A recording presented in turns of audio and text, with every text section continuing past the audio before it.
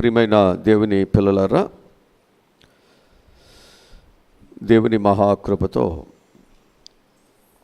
ఈ 6వ ఉపవాస కూడికలో దేవుడు మనకు ప్రవేశాన్ని కలుగజేశారు. ఈరోజు కన్యకల గురించి హెచ్చరించబడినటువంటి సంఘము 1 కొరింథీయులకు రాసిన పత్రిక 7వ అధ్యాయము 25వ వాక్యము నుండి చదువుకుందాం. కన్యకల విషయమై ప్రభు యొక్క ఆజ్ఞ నేను పొందలేదు కానీ నమ్మకమైన వానిగా ఉండుటకు ఆ ప్రభువు వలన కనికరము పొందిన వాడినై నా తాత్పర్యమును చెప్తున్నాను. ఇక్కడ జాగ్రత్తగా మనం ఈ మాటలు జ్ఞాపకం చేసుకోవాలి. ఈ విషయాన్ని నేను ప్రభు వలన పొందుకుని చెప్పట్లేదు. నేను ప్రభు యొక్క బిడ్డగా నమ్మకస్తుడుగా బ్రతుకుతున్నాను. ఈ నమ్మకస్తుడుగా ఉన్నటువంటి నాకు నా మనసులో ఏదైతే ఉన్నదో దాన్ని బట్టి నేను విషయాలని నేను చెబుతూ వస్తున్నాను అని చెప్తున్నాడు. చదువమ్మ. ఇప్పటి ఇబ్బందిని బట్టి పురుషులు తాను ఉండిన స్థితిలోనే ఉండుట మేలని తలంచుచున్నాను.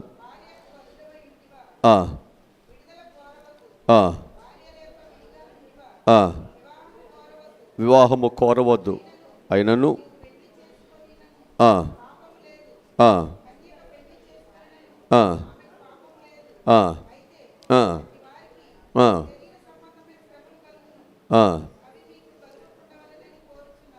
అది మీకు కోరుస్తున్నాను. చాలు.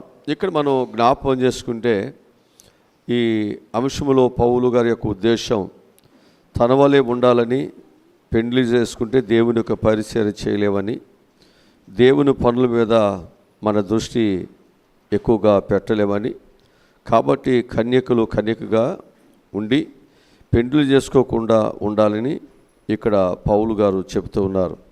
చివరికి అందరూ ఎలా ఉండాలి అంటే పరిశుద్ధముగా, అనగా ఆత్మీకముగా, శారీరకముగా అన్ని రకాలుగా పరిశుద్ధమైన కన్యకగా ఉండాలని పౌలు గారి యొక్క హెచ్చరిక. ఇది ప్రభు యొక్క మాట కాదు, కానీ ఇది నా యొక్క తాత్పర్యముల నుండి వచ్చినటువంటి మాట మాత్రమే. నేను దేవుని యొక్క బిడ్డగా ఉన్నాను కాబట్టి నేను ఆలోచన చేస్తుండగా నాకు ఈ ఆలోచన లేక ఈ మనసు నాకు కలిగి ఉంది అని వాక్యం చెబుతా వస్తూ ఉంటుంది. అయితే పౌలు గారు పరిశుద్ధముగా ఉండమని ఎందుకు చెప్పారో, దానివల్ల వచ్చేటువంటి దీవులు ఏమిటో కొన్ని విషయాలను మనము ధ్యానం చేద్దాం. పరిశుద్ధత వల్ల మనందరము కూడా దేవుణ్ణి చూడగలుగుతాం. ఒకటి, మనము పరిశుద్ధత కలిగి ఉంటే మనం దేవునిని చూస్తాం. వాక్యములో హెబ్రీయులకు రాసిన పత్రిక 12వ అధ్యాయము 14వ వాక్యాన్ని మనం చదువుకుందాం. హెబ్రీయులకు రాసిన పత్రిక 12వ అధ్యాయము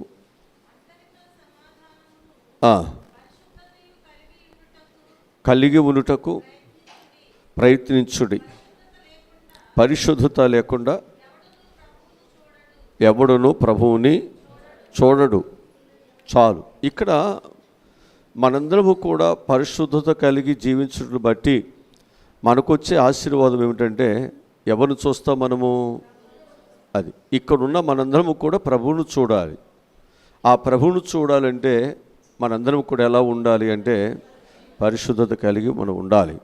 ఆ పరిశుద్ధత నిన్ను ప్రభువును చూసేటట్లుగా చేస్తూ ఉంటుంది.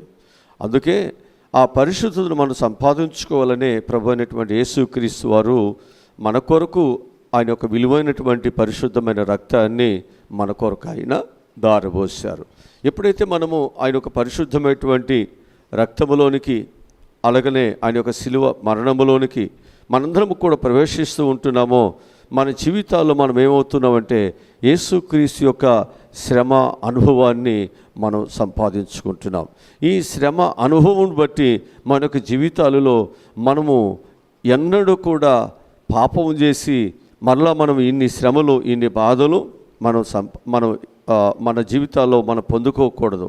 తిరిగి మన యొక్క జీవితాల్లో దేవుడు మనకిచ్చినటువంటి ఈ పరిశుద్ధతను మనం ఏం చేయాలంటే మనం నిత్యము దీనిని కాపాడుకుంటూ మనం ఉండాలి. ఇది నిత్యము మనకు కాపాడబడాలి అంటే మనలోనికి వచ్చేటువంటి అపరిశుద్ధతను ఎప్పటికప్పుడే మనం ఏం చేయాలి? పారద్రోలాలి. అంటే ఖచ్చితంగా ఉపవాసము ద్వారా, ప్రార్థన ద్వారా, జాగరముల ద్వారా మనం ఏం చేయాలన్నమాట? ప్రతి పాపమును నుండి మన విడుదలను మనం పొందుకోవాలి. అందుకే ఈ ఉపవాస కూడికలు. ఈ ఉపవాస కూడికలలో మరి దేవుని యొక్క ముఖ్య ఉద్దేశం ఏమిటంటే మనందరము కూడా ఏ పాపమైతే మన యొక్క జీవితం మీద ప్రభావం చూపిస్తూ ఉంటుందో, ఆ పాపం మన యొక్క జీవితంలో మన పరిశుద్ధతను పాడు చేస్తూ ఉంటుందో దానిని మనం జయించాలి అంటే ఖచ్చితంగా మనందరము కూడా ప్రార్థనలు మనం చేయాల్సిందే. కనుక ఈ ప్రార్థన ద్వారా మానవుని యొక్క జీవితానికి గొప్ప ప్రయోజనము, మేలు ఏంటి అంటే దేవుడు మనకిచ్చినటువంటి పరిశుద్ధతను మనం అంతం వరకు దాన్ని జాగ్రత్తగా కాపాడుకోగలుగుతాం. ఆ పరిశుద్ధతను మనం ఎప్పుడైతే కాపాడుకోగలుగుతున్నామో దేవుడు ఆయన యొక్క దర్శనమును, ఆయన ముఖ దర్శనమును, ఆయన యొక్క కృపను మనం సంపాదించుకున్నటువంటి భాగ్యం మనకు కలుగుతూ ఉంటుంది. ఉదాహరణకు మనం చూసినట్లయితే మోషేకు దేవుని యొక్క ముఖ దర్శనమును ఆయనకు దొరికింది. ఎంత ఆనందము, ఎంత సంతోషం!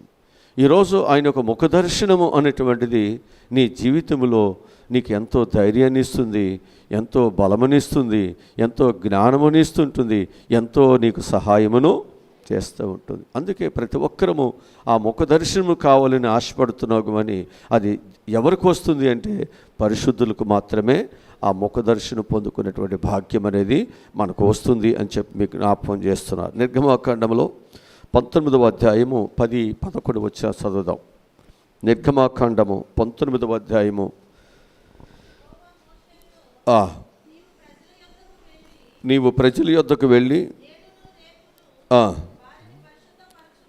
వారిని ఏం చేయాలంట? పరిశుద్ధపరచుము. హల్లెలూయా. అంటే ఇప్పుడు దేవుని యొక్క దర్శనం అనేది వారికి రావాలంటే ఇప్పుడు ఈ ప్రజలందరూ కూడా ఏం చేయాలి? పరిశుద్ధపరచుకోవాలి కదా. ఏం చేసుకోవాలన్నమాట? పరిశుద్ధపరచుకోవాలని వాక్యం చెబుతూ ఉంటుంది. అయితే బైబిల్లో మనం చెప్పేటువంటి మాటలు ఏమిటంటే మన యొక్క వస్త్రములు కాక మనం ఏం చేయాలంటే మన హృదయమును మనం పరిశుద్ధపరచుకోవాలి. ఎందుకని అంటే హృదయము అన్నిటికంటే మోసకరమైనది, ఘోరమైన వ్యాధి కలిగినటువంటిది. వస్త్రములు ఎలా ఉన్నవి అనేది బయటికి కనిపిస్తుంది, కానీ హృదయము ఎంత ఘోరంగా ఉందో ఎవరికి కనిపించదు. అది రహస్యముగా ఉంటుంది. అది కిరాతముగా ఉందా, ఎన్ని ఆశలు కలిగి ఉంది, ఎన్ని మోసాలు కలిగి ఉంది, ఎన్ని కోరికలు కలిగి ఉంది, ఏ విధమైనటువంటి పరిస్థితులు ఈ హృదయం ఉంది, అది ఎవరికి తెలియదు. కానీ ఈ పై మనం ధరించేటువంటి వస్త్రములు మాత్రము ఇవి తెల్లగా ఉన్నవా, మురికిగా ఉన్నవా, మరకలుగా ఉన్నవా, నీటిగా ఉన్నవా, లేకపోతే కలుషితంగా ఎలా ఉన్నది మాత్రము కనిపిస్తూ ఉంటుంది. అందుకే అక్కడ మోషేతో దేవుడు చెబుతున్నాడు, నువ్వు వెళ్ళి నీ ప్రజలతో చెప్పండి, ఈ ప్రజలందరూ కూడా ఏం చేయాలంటే వారి యొక్క వస్త్రములను వారు ఏం చేసుకోవాలంటాడు? శుభ్రం చేసుకోవాలి. దేవుని దర్శనము కావాలంటే వస్త్రము శుభ్రం చేసుకున్నట్లుగా, నీ దేహమును శుభ్రం చేసుకున్నట్లుగా, నీ ఇంట్లో ఉన్న వస్తువులను శుభ్రం చేసుకున్నట్లుగా, నీ ఇంటిని శుభ్రం చేసుకున్నట్లుగా, నిన్ను నీవు ఎప్పటికప్పుడు నీట్గా శుభ్రముగా ఉంచుకున్నట్లుగా దేవుని యొక్క దర్శనము కొరకు, దేవుని యొక్క కృపాద్వారము ద్వారా నీ యొక్క హృదయములోనికి దేవుడు ప్రవేశించినట్లుగా మనం ఎప్పటికప్పుడు ఎలా ఉండాలన్నమాట? పరిశుభ్రముగా మన యొక్క హృదయము, మన దేహము ఉండాలి అని చెప్పి నేను మీకు జ్ఞాపకం చేస్తున్నాను. ఎందుకనంటే నేను పరిశుద్ధును గనుక మీరును పరిశుద్ధులై ఉన్నారు. దేవుడి కోరిక అది.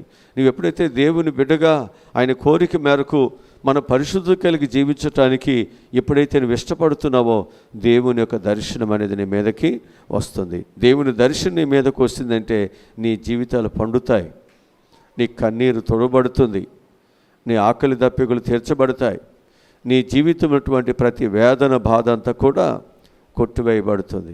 అందుకే ప్రతి ఒక్కరూ కూడా మనం చేయాల్సింది ఏమిటంటే దేవుని ముఖ దర్శనం కొరకు మనం ఇక్కడికి వచ్చాం కనుక ఆ ముఖ దర్శనం ఎలా వస్తుంది అంటే పరిశుద్ధత ద్వారా మాత్రమే ఇక్కడ వస్తుంది.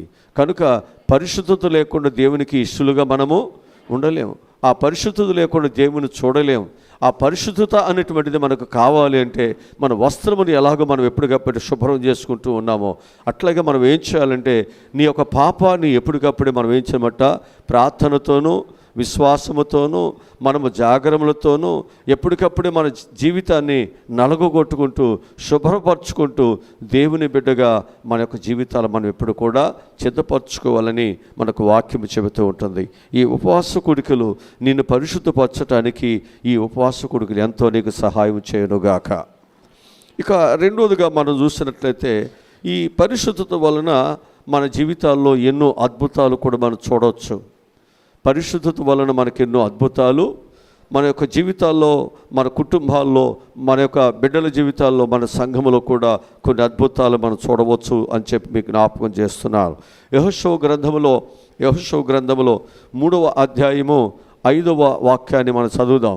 యెహోషువ గ్రంథము 3వ అధ్యాయము 5వ వాక్యాన్ని మనం చదువుకుందాం.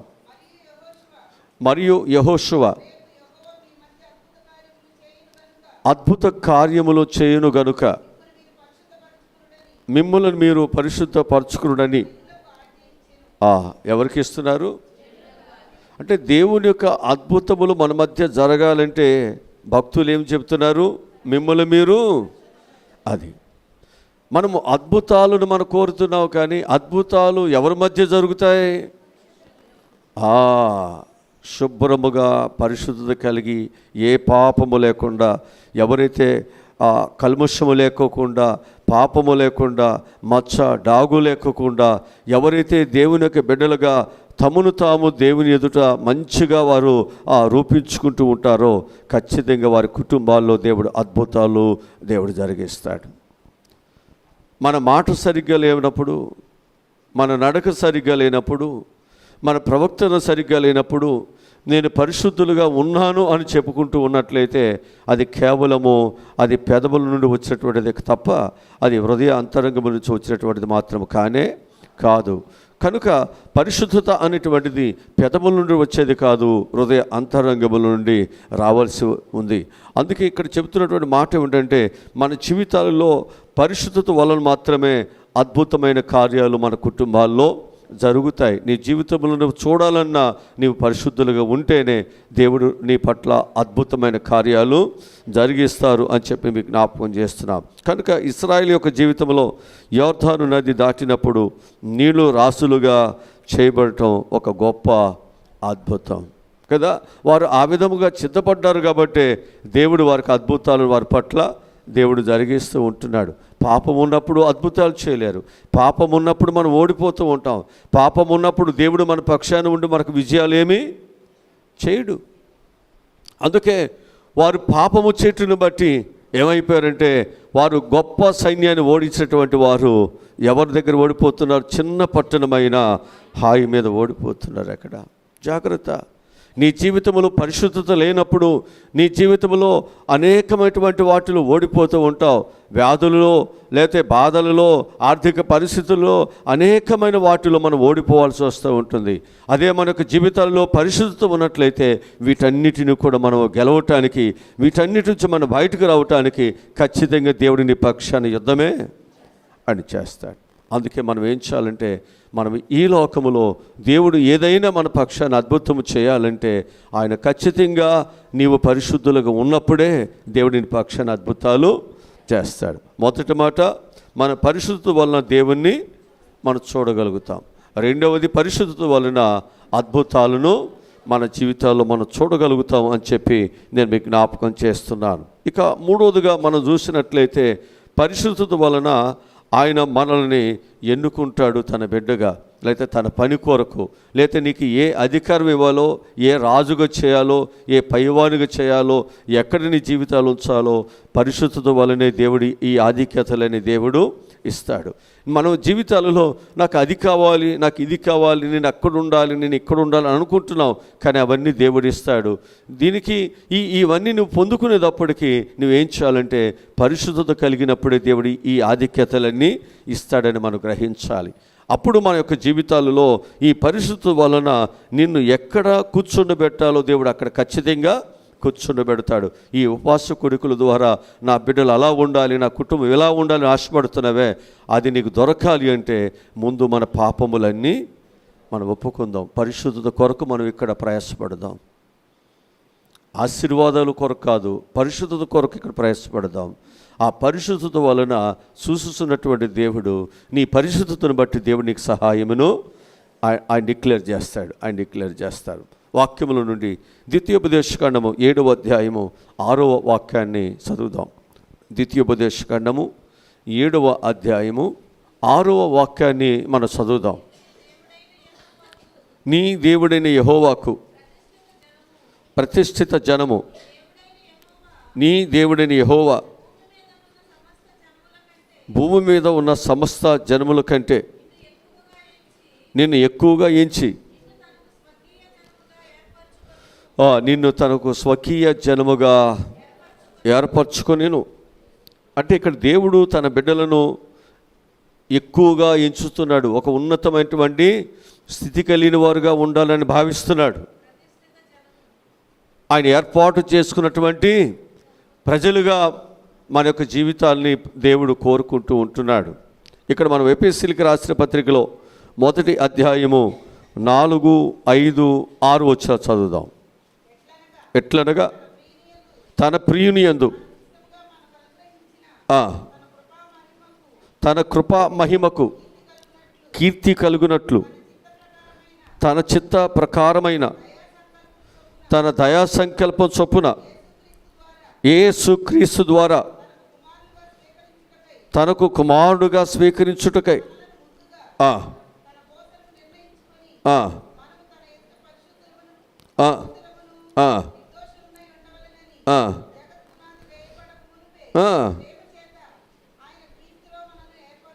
హల్లెలూయా.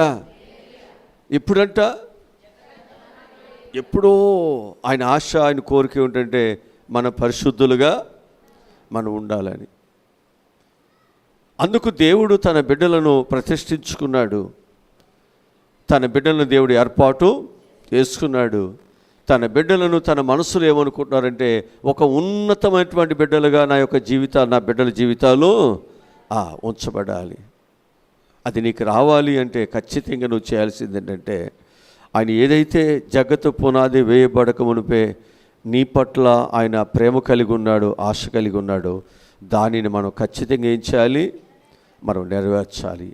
ఆయన ఆశ ఏమిటి మన పట్ల అంటే పరిశుద్ధత కలిగి మనం జీవించటం. పరిశుద్ధత కలిగి మనం జీవించటమే. ఆ పరిశుద్ధత కలిగి ఎప్పుడైతే మనం ఈ లోకములో మనం జీవిస్తుంటున్నామో దేవుడు ఏం చేశాడు, ఆ పరిశుద్ధత కలిగిన వారిని దేవుడు ఎన్నిక చేసుకుంటున్నాడు కదా, ఏర్పాటు చేసుకుంటున్నాడు కదా. ఆ ఏర్పాటులో ఉన్నటువంటి వారిలో మనం చూసినట్లయితే మరియమ్మను, కన్యకగా ఉన్న మరియమ్మను పరిశుద్ధురాలుగా ఆమె తను తాను ఘట్టమును కాపాడుకుంది. ఆమె పరిశుద్ధత కలిగి ఆమె యొక్క జీవితాన్ని కొనసాగించింది. దేవుడు ఆమెను తన ప్రియకుమారునికి తల్లిగా ఉండటానికి ఎన్నిక చేసుకున్నాడు. ఇప్పుడు ఆమె స్త్రీలందరిలో నీకు తెలుసా విషయం, నీవు ఎప్పుడైతే పరిశుద్ధత కలిగి జీవిస్తున్నావో అప్పుడు దేవుడు ఈ పని కొరకు దేవుడిని ఎన్నిక చేసుకుంటాడు. నీలో నుండి ఒక లోక రక్షకుడు రావాలి. నీ కుటుంబంలో నుండి ఈ గొప్ప ఆశీర్వాదము ఈ లోకానికి అందించబడాలి. మరి పరిశుద్ధత లేకుండా ఈ ఆశీర్వాదం ఎలా వస్తుంది? నువ్వు పరిశుద్ధంగా ఉన్నప్పుడు నీలో నుంచి వచ్చే ప్రతి మాట ఆశీర్వాదకరంగా వస్తుంది, ప్రతి ఆలోచన ఆశీర్వాదకరంగా వస్తుంది, లేకపోతే శాపంగా ఉంటుంది. నీ హృదయం మంచిగా ఉంటే, నీ కన్ను, నీ దేహం అంతా మంచిగా ఉంటే మంచి చూపులు వస్తాయి, మంచి మాట వస్తుంది, ఇతరుల గురించి మంచి మాట్లాడుకుంటూ ఉంటాం. మన హృదయం సరిగ్గా లేనప్పుడు, మన బ్రతుకు సరిగ్గా లేనప్పుడు మన హృదయం నుంచి వచ్చేటువంటి ప్రతిదీ కూడా చెడుగానే బయటకు వస్తుంటుంది. అందుకంటాడు, నోరు మంచిదైతే ఊరు మంచిదవుతుంది అని మనకు వాక్యం చెబుతూ ఉంటుంది. కనుక దేవుడు అదే కోరుతున్నాడు ఇక్కడ. మరియ తన జీవితంలో ఏమి కాపాడుకుందంటే తన పరిశుద్ధతను కాపాడుకుంది. కాబట్టి దేవుడు ఏం చేశాడంటే ఆ పరిశుద్ధురాలికి దేవుడు గొప్ప ఆధిక్యతను దేవుడు ఇచ్చాడు. ఈరోజు నీవు నేను కూడా ఆధిక్యతలు నీకు రావాలంటే, ఆధిక్యతలు ఇచ్చేటువంటి దేవుడు నిన్ను నుండి ఏం కోరుతున్నాడంటే నీవు పరిశుద్ధులుగా ఉండాలి. నీవు దేవుని బిడ్డగా పరిశుద్ధులుగా నీవు ఉండాలి. ఆ పరిశుద్ధత కలిగి ఎప్పుడైతే నువ్వు జీవించడానికి నువ్వు ఇష్టపడుతున్నావో దేవుని దగ్గర, ఖచ్చితంగా దేవుడు నిన్ను ఎక్కలేని ఆ తరము వారిలో ఉన్నటువంటి అందరికంటే దేవుడు నిన్ను గొప్పవానిగానే దేవుడు దీవిస్తాడు. ఆ దీవెనలు ఒకవేళ నీకు దొరకకపోతే అది నీకు అందించడానికే ఈ ఉపవాస కోడికలు. ఈ ఉపవాస కోడికలను ఎంత పరిశుద్ధత కొరకు, ఆనాడు పాపమును పోగొట్టుకోవటానికి దావీదు కన్నీటితో తన పరుపును తేలజేశాడు. తన పాపము నుండి బయటికి రావటానికి ఆయన కన్నులు గుంటలైపోయి అంటాడు, తన ఎముకలు అదిరిపోయి అంటున్నాడు. ఎంతైతే ఆయన ఉపవాసము నుండి ఆ పరిశుద్ధత కొరకు ఆ పాపాన్ని బయటికి నెట్టివేయటానికి ఆయన ఎంతైతే తప్పించాడో అంతకు రెట్టింపుగా దేవుడు ఆయనకు గొప్ప ఘనతను దేవునికి ఇచ్చాడు. ఈ 40 దినాలు నువ్వు పడుతున్న ప్రయాస వ్యర్థము కాకూడదు. ఇది నీ కుటుంబానికి, ఇది నీ జీవితానికి గొప్ప ఆశీర్వాదములను ఇచ్చే ఉపవాస కోడికలుగా ఈ సంవత్సరం ఉండునుగాక. ఇక మన జీవితాల్లో మనము 4వదిగా మనం చూసినట్లయితే పరిశుద్ధత వల్ల నీవు హెచ్చించబడతావు. పరిశుద్ధత వల్లనే మనందరం కూడా హెచ్చించబడతావు. ద్వితీయోపదేశకాండములో 26వ అధ్యాయంలో 18-19 వచనాలు మనం చదువుదాం. ద్వితీయోపదేశకాండము 26వ అధ్యాయము 18-19 వచనాలు చదువుతున్నాం. స్వకీయ జనమై ఉండి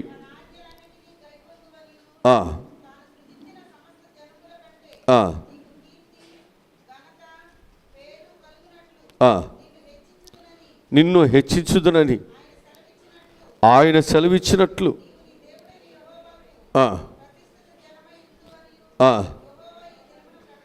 హల్లెలూయా. అంటే దేవుని యొక్క ముఖ్యమైన ఉద్దేశం ఏమిటి అనేది మనం చూసినట్లయితే, దేవుని యొక్క పిల్లలు అనేటువంటి వారు హెచ్చించబడేటట్లుగా వారి యొక్క జీవితాలను ఎప్పటికప్పుడు జాగ్రత్తగా పరిశుద్ధంగా చూసుకోవాలి. లేకపోతే నీ జీవితంలో దేవుడు నీ కొరకు సిద్ధపరిచినటువంటి ఆ గొప్ప ఆశీర్వాదానికి మనం దూరం అయిపోతాం. అంటే ఆ పాపము దూరం చేస్తుంది తప్ప దేవుని నిన్ను దూరం చేయట్లా. దేవుడు నిన్ను దూరం చేయట్లా, ఆ పాపమే నిన్ను దూరం చేస్తుంది. అందుకు నీ పాపము దేవుడిచ్చేటువంటి ఆశీర్వాదములకు దూరం కాకుండా ఉండాలంటే మనం ఏం చేయాలంటే ఆ దేవుని కృప పొందుకోవటానికి ఆ పాపమును మన నుండి దూరం చేసుకుందాం. పాపము మన నుండి దూరం చేసుకుంటే దేవుని యొక్క ఆశీర్వాదము నీకు సమీపముగా నీకు దగ్గర అవుతుంటుంది. అప్పుడు నీవు హెచ్చైనటువంటి స్థితిలోనికి దేవుని నిన్ను తీసుకువెళ్ళటానికి అవకాశం ఉంటుంది. దానియేలు గ్రంథం 1వ అధ్యాయం 8వ వచనం చదువుదాం. దానియేలు గ్రంథము 1వ అధ్యాయం 8వ వచనం చదువుదాం.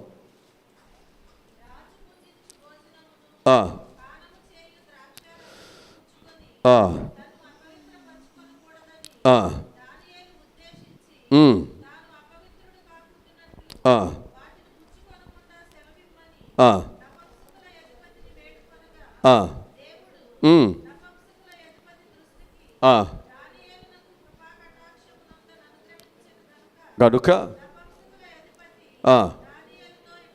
దానియేలుతో ఇట్లా నేను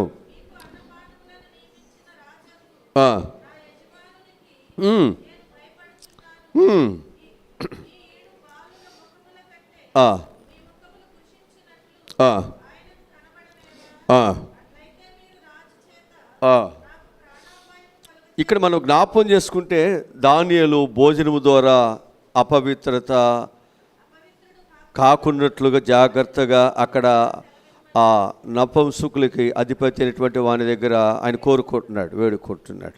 అయ్యా, మాకు ఈ భోజనం వద్దు, మేము ఇది తినకూడదు, ఇది తిని మేము అపవిత్రులము కాకూడదయ్యా. ఒకవేళ రాజు ఇది ఆజ్ఞనిచ్చాడయ్యా, ఇది తినకపోతే మీ ముఖాలు కానీ ఒకవేళ క్షీణించినట్లుగా ఉన్నట్లయితే రాజు యొక్క కోపము ఆగ్రహము నా మీదకి వస్తుందేమో, నాకు ప్రాణాపాయం కలుగుతుందేమో, నేను చెప్పిన పని మీరు చేయకుండా ఇలాగెందుకు చేశారని రాజు మా యొక్క ప్రాణాలు తీసేస్తాడు.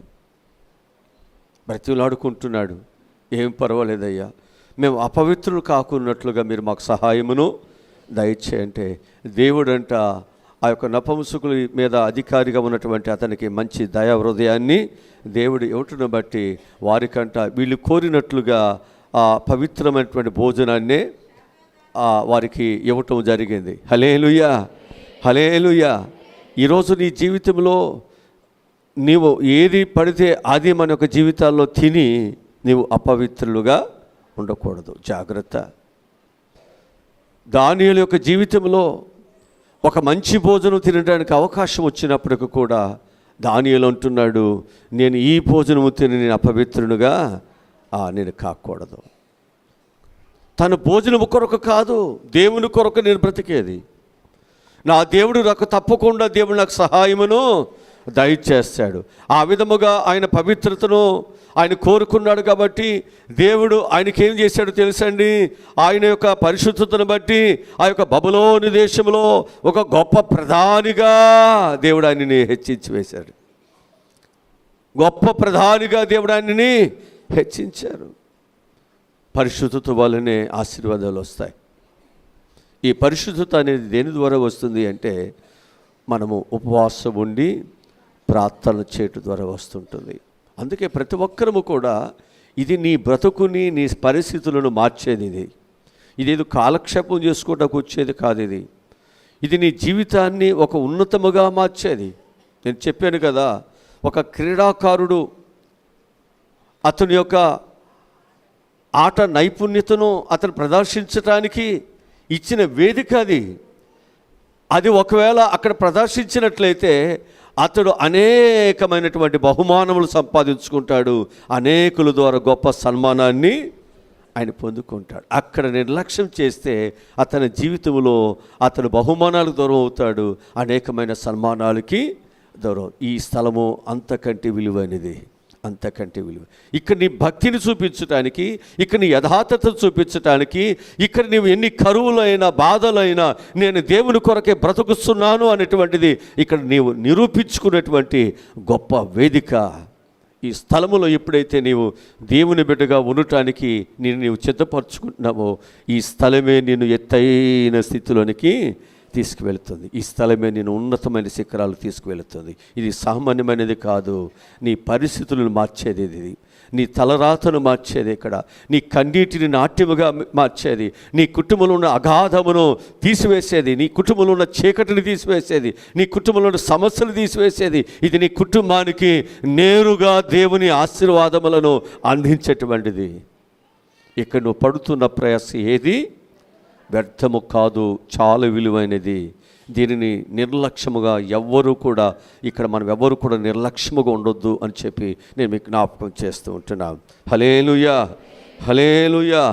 అక్కడ అదే కోరుకుంటున్నారు. మిగతా వారందరూ కూడా వారు ఆ ప్రోటీన్స్ కావాలి, ఈ ప్రోటీన్స్ కావాలి, అది కావాలి, ఇది కావాలని చెప్పేసి వారి యొక్క అందసంధాల కొరకు, ఆరోగ్యం కొరకు రాజు చూడగానే మేమందరం కూడా యోగ్యులుగా ఉండాలి అని వారు చూసుకుంటూ ఉంటే ఇక్కడ మాత్రము వారు అంటున్నారు, అయ్యా మేము దేవుని కలిగి ఉన్నాం, మేము ఇలాగ తినటానికి మాకు కొన్ని కట్టుబాట్లు ఉన్నాయి.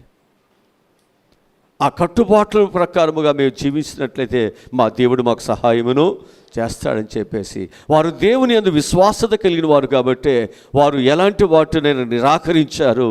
వారు దేవునికి ఇష్టమైన వారుగా వారు సిద్ధపరచబడ్డారు. అందుకే దేవుని యొక్క కృప వారి మీదకి వచ్చి ఉంది, వారి మీదకి, వారి జీవితాల మీదకి దేవుని ఆశీర్వాదం వచ్చి ఉంది.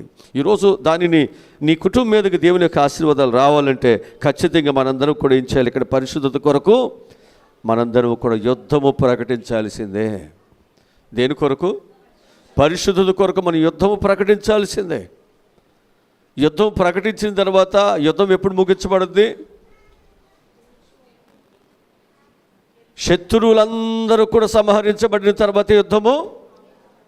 అట్లాగే నీలో అపరిశుద్ధత అనేటువంటి శత్రువు ఏదైతే ఉన్నదో దాన్ని తొలగించేంత వరకు కూడా మనం ఏం చేయాలి? యుద్ధము చేస్తూనే ఉండాలి. ఆ యుద్ధము ఎప్పుడు ముగించబడాలి అంటే నీలో ఉన్న చెడు పాపం అంతా పోయి పరిశుద్ధత కలిగి నీ జీవితం ఉన్నప్పుడే యుద్ధం ఆగిపోతుంది. కనుక ఈ 40 దినాలు సుదీర్ఘమైనటువంటి ఈ ఉపవాస యుద్ధములో మనం ఏం చేయాలి? నీ పరిశుద్ధత కొరకు ఏం చేయాలి? నేను అపవిత్రపరిచేటువంటి ప్రతి పాపము మీద యుద్ధము ప్రకటన చేయాల్సిందే, యుద్ధం ప్రకటించాల్సిందే. ఎక్కడ రాజీ పట్టడానికి వీలు లేదు. చిన్నదైన పెద్దదైన ప్రతి పాప దోషమును నుండి విడుదల కొరకు మనందరూ కూడా ఖచ్చితంగా ఏమంటాడు? మొగసిరి కలిగిన వాడే. ఎవరన్నమాట వీళ్ళు? మొగసిరి కలిగినటువంటి వారి యుద్ధము చేయాలి. మొగసిరి కలిగిన వాడిగా మన యుద్ధము చేయాలి. అప్పుడే దేవుడు మనకు సహాయమును దేవుడు చేస్తాడు. ఇక మనము 5వదిగా చూసినట్లయితే పరిశుద్ధత వలన దేవుని యొక్క చిత్తాన్ని తెలుసుకుంటాం. పరిశుద్ధత వలనే దేవుని చిత్తం మన పట్ల ఏమై ఉన్నదో మనం తెలుసుకోగలుగుతాం. వాక్యముల నుండి రోమీయులకు రాసిన పత్రిక 12వ అధ్యాయము 1-2 వచనాలు చదువుదాం. రోమీయులకు రాసిన పత్రిక 12వ అధ్యాయము. కాబట్టి సహోదరులారా, పరిశుద్ధమును దేవునికి అనుకూలములై ఉన్న సజీవ యాగముగా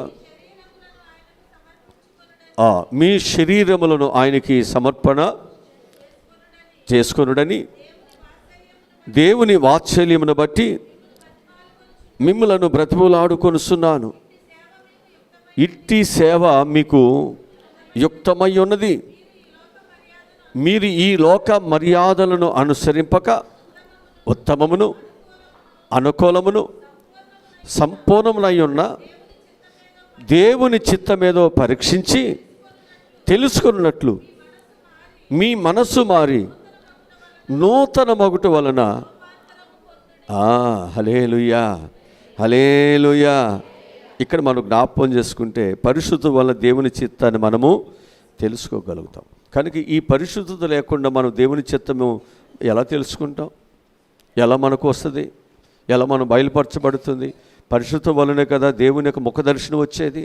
దేవుని ముఖ దర్శనం వస్తేనే కదా దేవుని స్వరం నీకు వినిపించేది, దేవుని దర్శనం నీకు వచ్చేది. ఆ దేవుని దర్శనం వస్తేనే కదా నీ పరిస్థితులు ఏంటి నీకు అర్థమయ్యేది.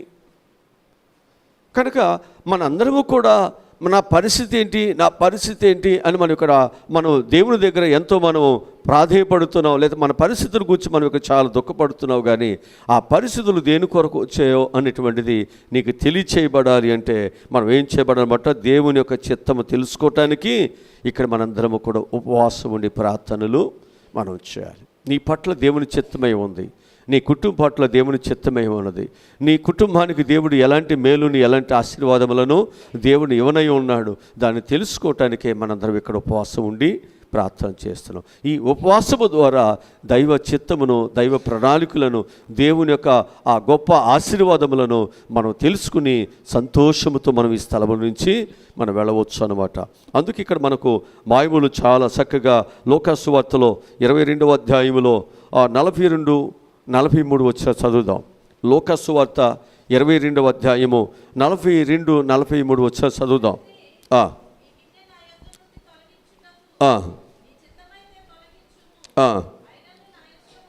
నా ఇష్టం కాదు.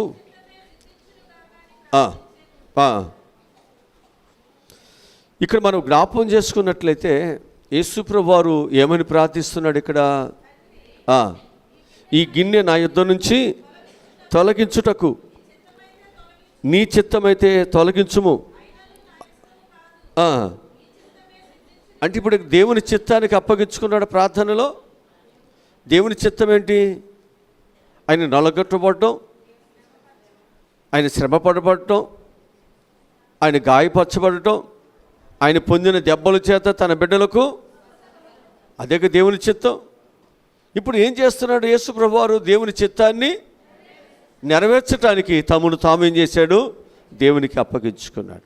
ఈరోజు నీవు నేను కూడా దేవుని యొక్క చిత్తము ఏంటి అంటే జగత్తు పునాది వేయబడక మునిపే నీవు నేను పరిశుద్ధులుగా ఉండాలి. అది దేవుని చిత్తం. ఎన్ని కష్టాలైనా ఎన్ని బాధలైనా నేను భరిస్తాను. నేను దేవునికి విరోధముగా నేను ఏ పాపము ఏ చెడు ఏ లోకములోనికి నేను వెళ్ళనయ్యా. నేను నీ బిడ్డగా బ్రతుకుతాను.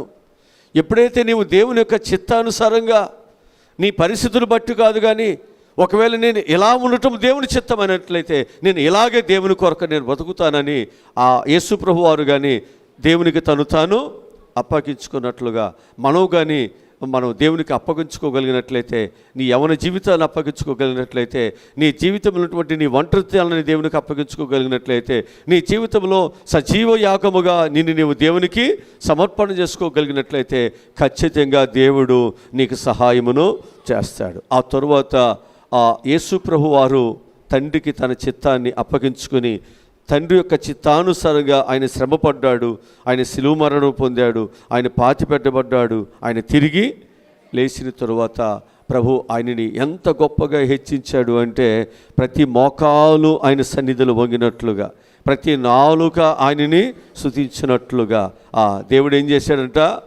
ఆ అన్ని నామముల కంటే పైనామము కలిగిన వాడుగా దేవుడు ఆయనని ఆశ్రదిస్తూ, ఈరోజు నువ్వు దేవుని చిత్తానికి నేను అప్పగించుకుంటే అప్పుడు దేవుడు నేను ఎంత గొప్ప ఉన్నతమైన స్థితిలో పెట్టాలో దేవుడు అక్కడ నిన్ను కూర్చోబెడతాడు. అందుకే ప్రతి ఒక్కరము కూడా మనం ఏం చేయాలంటే, మనం దేవుని చిత్తము కొరకు మనం పరీక్షించి తెలుసుకోవటానికి మనందరం కూడా దేవుని మందిరంలో మనస్సు మార్చుకోవటానికే ఇక్కడ ఉపవాస కోడికలు.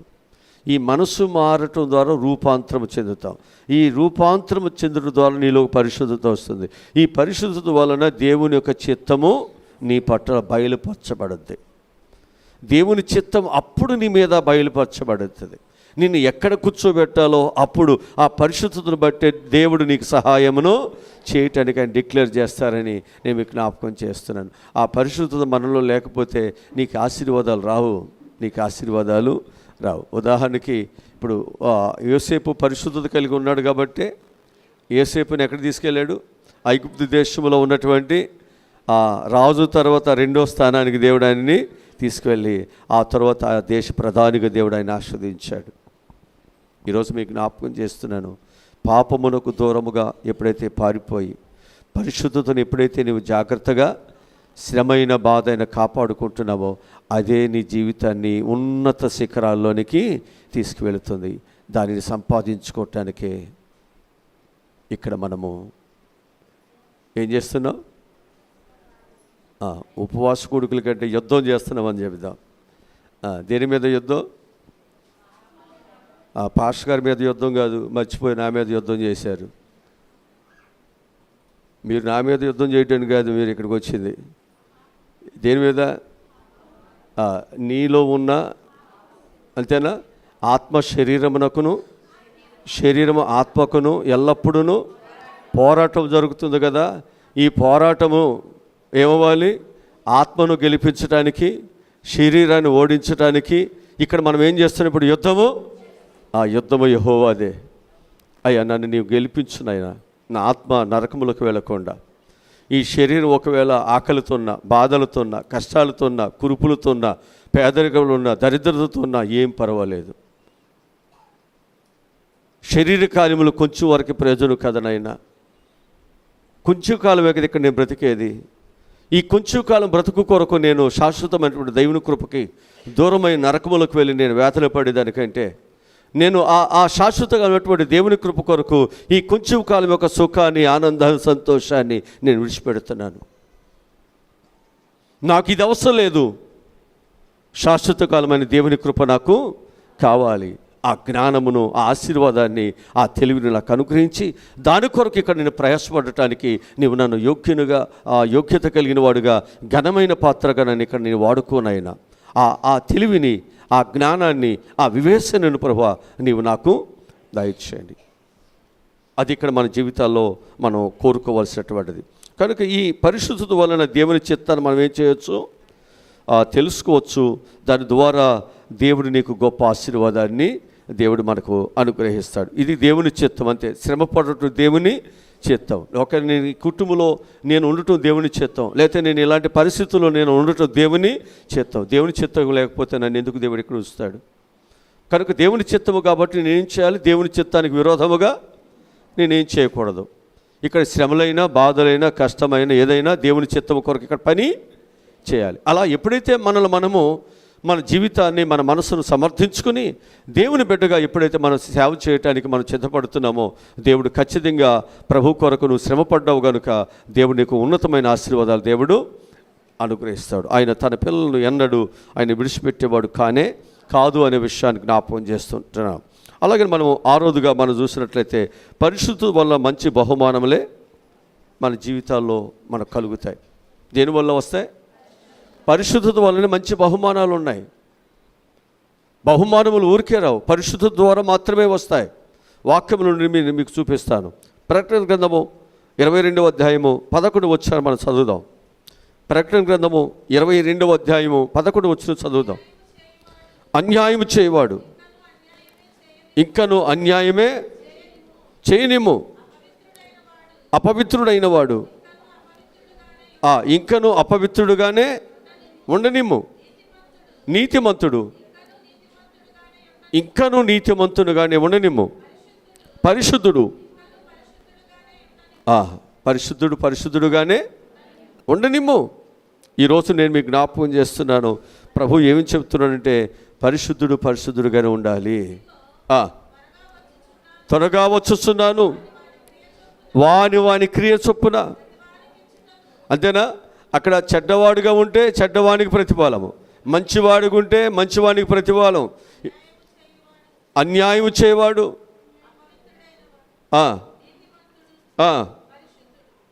నీతిమంతుడు, పరిశుద్ధుడు, అన్యాయం చేయవాడు అపవిత్రుడు కదా. కనుక ఈరోజు దేవుని వాక్యం మనకు చెప్తున్నట్టు మాట ఏమిటంటే, నీకు దేవుడు ఒక పరిశుద్ధత కలిగి నువ్వు జీవించినట్లయితే ఖచ్చితంగా దేవుడు మంచి బహుమానములు దేవుడు ఇస్తాడు. ఆ పరిశుద్ధత మీదే దేవుడు వచ్చినప్పుడు నీకు వచ్చే బహుమానాలు ఆధారపడతాయని నేను మీకు జ్ఞాపకం చేస్తున్నాను. ఈరోజు మనం చెప్పుకున్న ప్రతి మాట పరిశుద్ధత ద్వారానే హెచ్చించబడటం కావచ్చు, దైవ చిత్తము నీ కుటుంబంలో నెరవేర్చబడటం కావచ్చు, దేవుని దర్శనం మనము చూడటం కావచ్చు, ఏమైనా కావచ్చు. దేవుని కృప ఏది మనకు రావాలన్నా పరిశుద్ధత కలిగి ఉండాల్సిందే.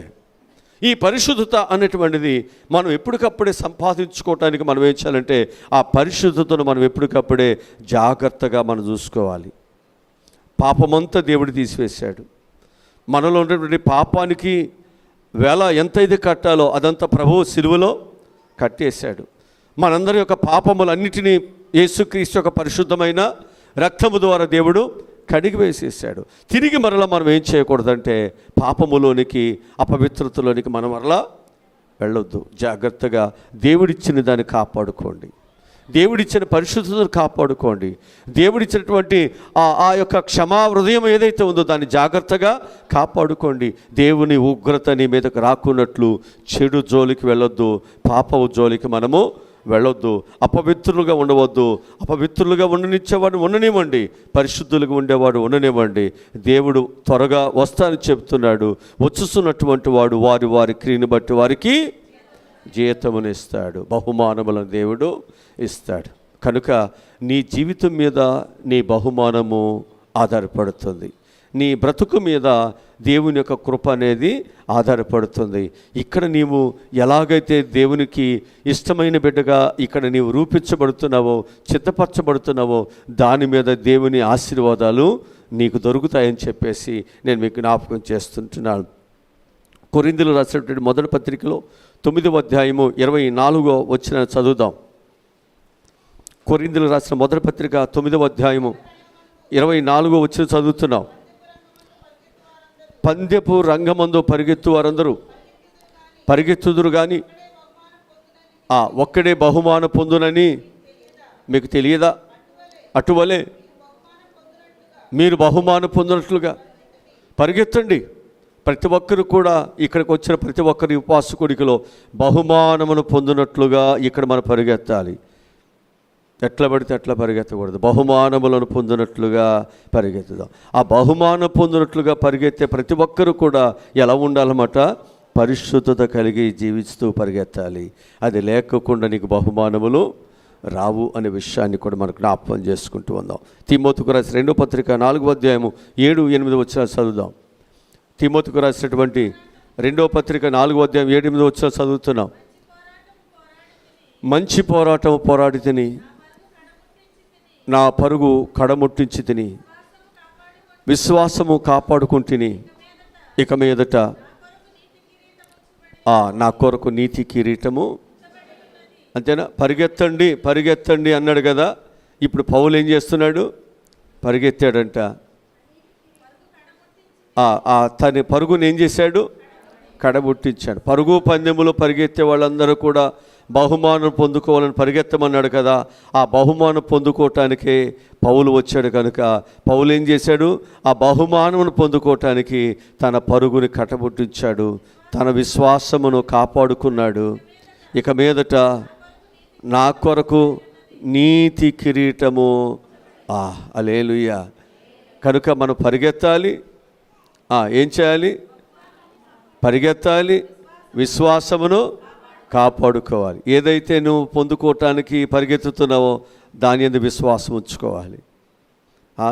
ఇన్నాళ్ళు ప్రార్థన చేశాను, ఆ దేవుడు ఏం చేశాడు అని ఊరికి నేను సల్లిలు పోసినట్టు ఊళ్ళో సల్లిలాగా అయిపోవద్దు. మన విశ్వాసము దేవునిలో బహుమానములు ఉన్నాయి కదా. దేవుడు స్వస్థపరుస్తాడని, దేవుడు సహాయమును చేస్తాడు కదా. దాన్ని పొందుకోవటానికి మనం ఏం చేయాలి? మనము పరిగెత్తుతున్నాం. ఆ పరిగెత్తుతున్నప్పుడు నీ జీవితంలో నువ్వేం చేయాలంటే, ఒకవేళ అది ఇంకా నువ్వు పరిగెత్తాలి అనుకున్నప్పుడు అవిశ్వాసం కాకూడదు. మనం ఏమవ్వాలి అంటే, విశ్వాసమును ఇంకా మనం ఏం చేయాలి? ఇంకా బలం పొందుకోవాలి. నీ విశ్వాసాన్ని ఇంకా కాపాడుకోవాలి. నువ్వు తిరిగి ఆ బహుమానం పొందుకున్నట్లుగా నువ్వు ఆ గురి యొద్దకే, అప్పుడే నీకు బహుమానములు అనేవి ఉంచబడుతున్నాయని చెప్పి బైబిల్ మనకు చెబుతుంది. చివరుగా మనం చూసినట్లయితే పరిశుద్ధత వలన దేవుని రాజ్యములో మనం ఉంటాం. పరిశుద్ధత వలన మనం ఎక్కడ ఉంటాం? ప్రకటన గ్రంథం 21వ అధ్యాయం 1వ వచనం చదువుదాం. ప్రకటన గ్రంథం 21వ అధ్యాయం 1వ వచనం. అంతటా నేను క్రొత్త ఆకాశమును క్రొత్త భూమిని చూసితిని. మొదటి ఆకాశమును మొదటి భూమియు గతించిపోయెను, సముద్రమును ఇకను లేవు. మరియు నేను నూతనమైన యెరూషలేమును, ఆ పరిశుద్ధ పట్టణము, తన భర్త కొరకు అలంకరింపబడిన ఆ పెండ్లి కుమార్తె వలె సిద్ధపడి పరలోకమందున్న దేవుని యొద్ద నుండి దిగివచ్చుట చూసి తిని. అప్పుడు ఇదిగో దేవుని నివాసము మనుషులతో కూడా ఉన్నది. హల్లెలూయా. నేను ఒక స్టోరీ చదివాను ఇందాకే. ఆ స్టోరీ ఏముంది అంటే, తండ్రి వారి కుమార్తెకు వివాహం చేయాలనుకున్నాడంట. వివాహము కుదిరిందట. ఆ వివాహానికి కావాల్సినటువంటి అన్ని ఏర్పాట్లు చేశాడంట. బంధువులు అందరికి కూడా చెప్పేశాడట. ఈ లోపుగా ఆ బిడ్డకు డయేరియా, టైఫాయిడ్ 2 వచ్చినాయంట. దానిని బాగు చేయటానికి ఎంత ప్రయత్నం చేసినప్పటికీ కూడా ఆ బిడ్డ రోజు దిగజారిపోతూ ఉంటుందంట. డాక్టర్లు చెబుతున్నారట బ్రతకటం చాలా కష్టమని చెబుతుంటే, తండ్రి ఆ బిడ్డ దగ్గర కూర్చుని ఏడుస్తున్నాడంట.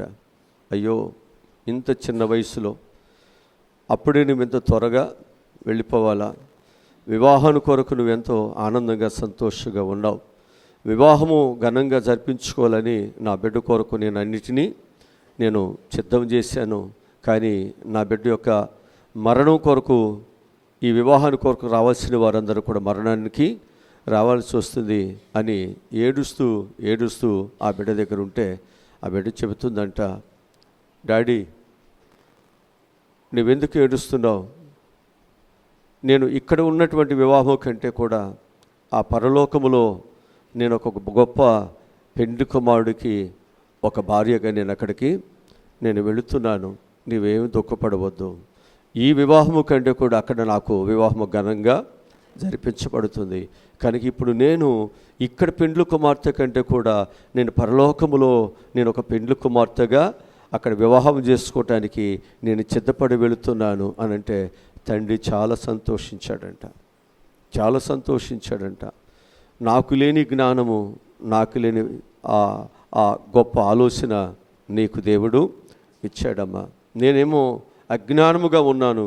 ఈ లోకములో నా బిడ్డ ఏమి అనుభవించింది, ఇంత చిన్న వయసులోనే వివాహము కాకుండా ఏమి ఆనందాన్ని సంతోషాన్ని పొందుకోకుండా వెళ్ళిపోతుందని ఒక తండ్రిగా నా బిడ్డ విషయంలో నేను తప్పిస్తుంటే, ఆ బిడ్డ అంటున్న విషయం ఏంటంటే, ఇక్కడ ఈ పెండ్లి కుమార్తెగా ఉండుట కంటే నేను పరలోకములో పెండ్లి కుమార్తెగా ఉండటానికి నేను వెళుతున్నాను అని ఆ యొక్క బిడ్డ చెప్పినప్పుడంట తండ్రి బహుగా సంతోషించాడంట. అప్పుడు ఆ పెండ్లి కొరకు ఆ బిడ్డ కొరకు సిద్ధపరిచిన ఆ గౌను అవన్నీ కూడా ఆ బిడ్డకు చక్కగా సిద్ధమచేసి ఆ బిడ్డను సమాధిలో ఆ పెట్టెలో పెట్టారంట. ఈరోజు నేను ఎందుకు ఈ విషయం చెప్తున్నాను అంటే, ప్రభు అయినటువంటి యేసుక్రీస్తు వారు చెబుతున్నటువంటి మాట ఏమిటంటే, మొదటి ఆకాశము మొదటి భూమి అవన్నీ కూడా గతించిపోతాయి, అలాగనే సముద్రములు ఇవన్నీ కూడా లయమైపోతున్నాయి. దేవుడు మన కొరకు ఏమి సిద్ధపరిచాడు అనేది మనం చూసినట్లయితే, మనకు ఒక మంచి యెరూషలేమును, అది నూతనమైన యెరూషలేమును దేవుడు ఒక పరిశుద్ధమైన పట్టణమును తన భర్త కొరకు అలంకరింపబడిన పెండ్లి కుమార్తె వలె సిద్ధపడి పరలోకములో నుండి ఉండిన దేవుని యొద్ద నుండి దిగి వచ్చుట. హల్లెలూయా. కనుక ఒక మహిమగలటువంటి పరిశుద్ధ సంఘముగా దేవుని ఎదుట మనల్ని నిలబెట్టుకోవటానికే దేవుడు ఇక్కడ ఏమంటున్నాడు, పరిశుద్ధమైనటువంటి కన్యకగా మనందరం ఇక్కడ ఉండాలి. ఎలా ఉండాలి? పరిశుద్ధమైన కన్యక. పరిశుద్ధమైన కన్యక పరిశుద్ధమైనటువంటి వరుడు కొరకు ఏం చేయాలి? సిద్ధముగా మనం ఉందాం. అందుకే కళంకమైనను మచ్చైనను డాగైనను లేకుండా. ఎందుకని మన ప్రియుడు ఏ మచ్చైనను డాగైనను కళంకమైనను లేనివాడు. ఎందుకని అంటే పరిశుద్ధము, వివాహము అన్ని విషయములలో ఘనమైనది, అది పరిశుద్ధమైనది, పానుపు నిష్కళంకమైనది. అక్కడ కళంకముతో మనము ఆ పరిశుద్ధమైనటువంటి పానుపు మీద మనం ఉండకూడదు. కళంకమైనను మచ్చైన డాగు లేకుండా ఆ పరిశుద్ధమైనటువంటి పానుపు మీద మనము ఉండాలి. అది దేవుడు సంఘము కలిసి అక్కడ మనం ఉండవలసినటువంటిది నూతనమైన యెరూషలేము. అందుకు దేవుడు సిద్ధపరుస్తున్నాడు. దానిని మనం సంపాదించుకోవటానికంట దేవుడు ఇక్కడ ఈ ఉపవాస కూడికలో దేవుడు మనలను నిలబెట్టాడు. కనుక ఈ ఉపవాస కూడికలలో నీవు ఎవరిని సంపాదించుకున్నావో తెలుసా? ఒక పరిశుద్ధమైన దేవుని రాజ్యాన్ని సంపాదించుకుంటున్నావు.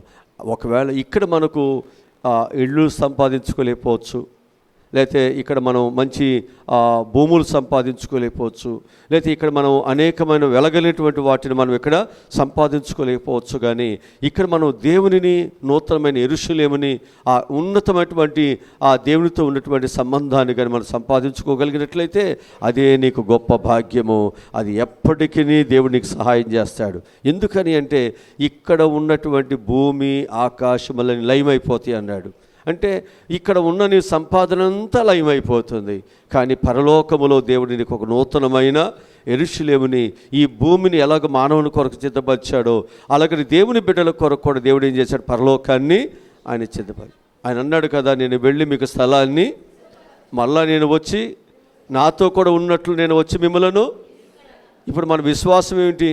ప్రభు మొదట వచ్చాడు, మనకు ఒక విశ్వాసాన్ని చెప్పాడు, నేను మరలా వస్తాను, అప్పటి వరకు మీరు ఏం చేయాలి? ప్రార్థన చేయండి అన్నాడు కదా. ఇప్పుడు మనం ప్రార్థన చేస్తున్నది ఎందుకంటే ప్రభు వస్తాడు. ఆయన వచ్చినప్పుడు ఖచ్చితంగా నేను కూడా ఆయనతో కూడా వెళ్ళిపోతాను. ఆ విశ్వాసముతో మనందరము కూడా ఇక్కడ ఈ ఉపవాస కూడికలో మనం ప్రార్థన చేసుకుంటూ దేవుని కృప కొరకు మనం కనిపెడదాం. దేవుడి మాటలు మన వినికిలో దేవుడు దీవించునుగాక. ఆమేన్. తల ఉంచండి, ప్రార్థన చేసుకుందాం. మా ప్రభువా రక్షకుడా, ఈరోజు చెప్పబడినటువంటి విలువైన మాటలు బట్టి నీకు చాలా వందనాలు ప్రభువా. కనుక పరిశుద్ధి వలన దేవుని చూడగలుగుతామని, పరిశుద్ధి వలన అద్భుతాలు జరుగుతాయని, పరిశుద్ధత వలన దేవుడు మనల్ని ఎన్నుకుంటాడని, పరిశుద్ధత వలన నీవు హెచ్చించబడతావని, పరిశుద్ధత వలనే దేవుని యొక్క చిత్తాన్ని తెలుసుకుంటావని, పరిశుద్ధత వల్ల మంచి బహుమానములు మనము సంపాదించుకుంటామని, పరిశుద్ధత వలన దేవుని రాజ్యములు మనం ఉంటామని వాక్యం చెబుతూ ఉంది. కనుక ఆ పరిశుద్ధతనైనా ఈరోజు మేమందరం కూడా సంపాదించుకోవటానికే ఈ స్థలంలోకి వచ్చాం. వచ్చిన ప్రతి ఒక్కరికి నేను నీ సహాయములను అందించి అందరిని చక్కగా మీరు దీవించమని, పరిశుద్ధత లేకుండా ఎవ్వరూ దేవునికి ఇష్టలుగా మేము ఉండలేము. ఏదైతే నీ పరిశుద్ధతను పోగొట్టడానికి అపవిత్రత, పాపము, చెడు, ఆశలు, కోరికలు ఏమొస్తున్నాయో ఇవి నీ మంచి జీవితాన్ని పాడు చేస్తున్నాయి. నీ మంచి దేవుని నుండి పొందుకునేటువంటి బహుమానాలు పాడు చేస్తున్నాయి. లేక దేవుడు నీ కొరకు సిద్ధపరిచినటువంటి ఆ నూతనమైనటువంటి యెరూషలేములోనికి వెళ్ళకోకుండా నీవు నరకానికి వెళ్ళేటట్లు చేస్తుంది. అందుకే నేను ఈ పాపమును ఒప్పుకుంటాను, ఈ పాపమును నేను కప్పుకోను, ఈ పాపము నుంచి నేను విడుదల పొందుతాను. ఈ పాపము ఎంత ఘోరమైనప్పటికీ కూడా నేను నా దేవుని దగ్గర నేను విడిచిపెట్టేస్తాను. ఒకవేళ ఈ పాపము నాకు లాభమైన కావచ్చు, నాకు బ్రతుకుకు బాగుండవచ్చు, నా సంపాదనకు బాగుండవచ్చు, నా కుటుంబానికి శ్రేయస్సు, నా యొక్క జీవితం, నా కుటుంబం బాగుపడటానికి, అభివృద్ధిలోకి వెళ్ళటానికి ఈ మార్గము, ఈ పాప మార్గము చాలా బాగుండవచ్చు. కానీ నేను క్రీస్తు కొరకు ఇవన్నీ విడిచిపెట్టేస్తున్నాను. నాకు ఇవ్వద్దు, నా దేవుడే కావాలి, ఆ దైవ సన్నిధి కావాలి, నా ప్రభువు నా కొరకు సిద్ధపరిచిన పరలోకమే కావాలి.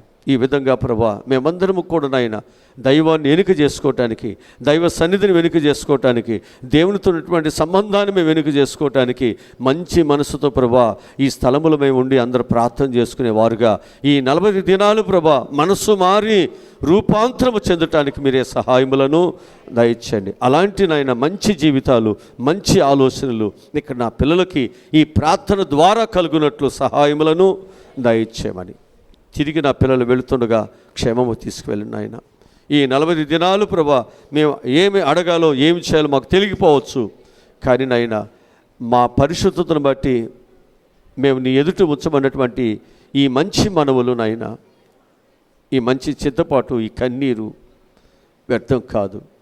నీ పిల్లలందరికీ నీ సహాయములను దయచేసి మంచిగా దీవించమని, ఈ 40 దినాలు ఉపవాస కొడుకు ద్వారా నాయన వారి జీవితాలలో ఏమైతే మీరు ఏమనై ఉన్నారో దాన్ని పొందుకునే ఈ స్థలము నుంచి నేను వెళ్ళాలి అనే ఆశతో, తపనతో, పట్టుదలతో ప్రభువా నీవు నన్ను దీవించేంత వరకు నేను నిన్ను విడిచిపెట్టనని యాకోబునైనా ప్రార్థించినట్లుగా, మోకసేరి గారి వాడిలాగా మేము కూడా ఇక్కడ ప్రార్థించినట్లు సహాయములను దయచేయమని యేసు నామములో ఈ మనవులు ఈ ప్రార్థనలు అడిగి పొందుకుని ఉన్నాము తండ్రి.